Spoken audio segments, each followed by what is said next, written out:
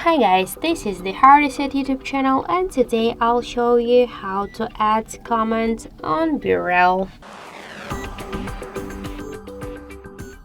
So first let's open our BeReal application and now we can see here just our friend's post.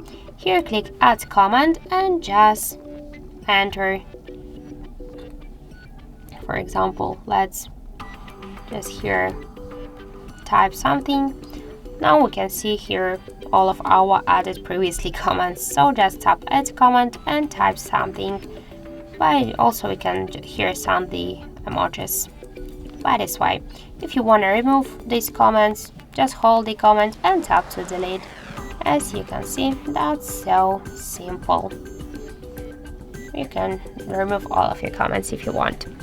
So that's it, thank you for watching, and if you find this video helpful, don't forget to leave a like, comment and to subscribe our channel.